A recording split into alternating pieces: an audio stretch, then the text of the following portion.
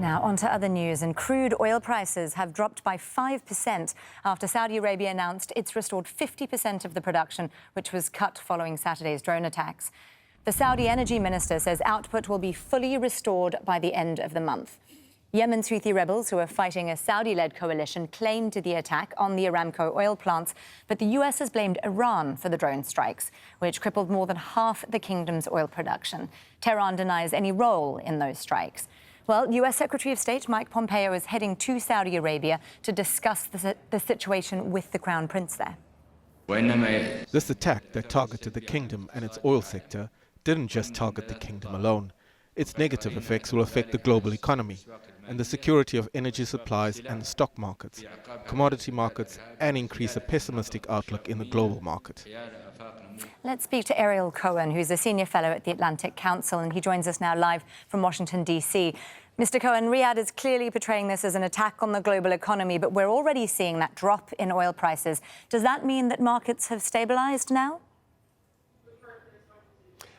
For now and for a very short period of time, when the calculations are made that how much petroleum reserve barrels are released for the next couple of months, we can keep the market supplied. We, meaning the United States, Saudi Arabia, the European petroleum reserves, and petroleum reserves in Asia.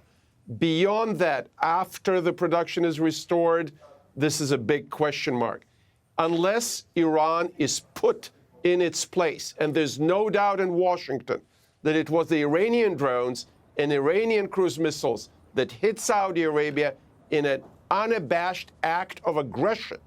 Unless Iran is put in its place, they will come back and hit again.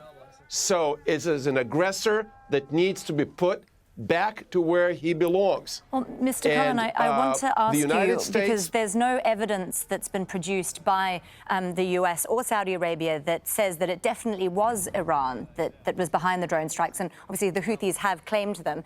Let me ask you, because now Mike Pompeo, the Secretary of State, is on his way to Riyadh.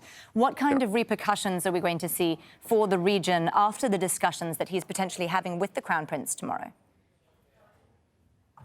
The intelligence community has released satellite data and electronic intercepts showing that Iran shot these missiles and drones. There's no question in the intelligence community and in the Pentagon in Washington that it is Iran. And President Trump, in his Monday press conference, said pretty much that that's the case, and so did Mr. Pompeo.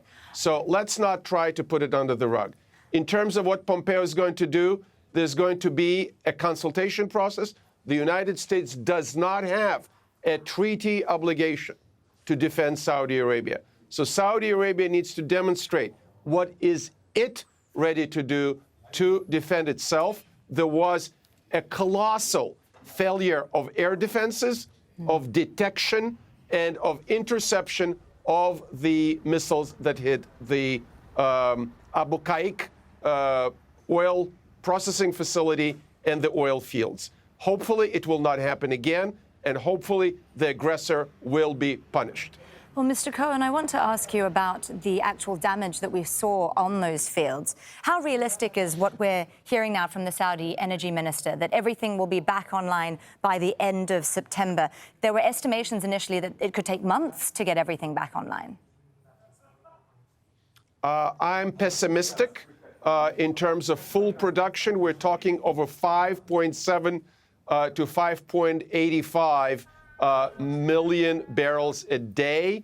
This is a tremendous amount. This was the largest hit on any kind of oil facility, largest drop in the oil production anywhere in history. So can they bring back this amount? Can they bring back even half of that amount? That will be a great achievement, and the markets will reflect that.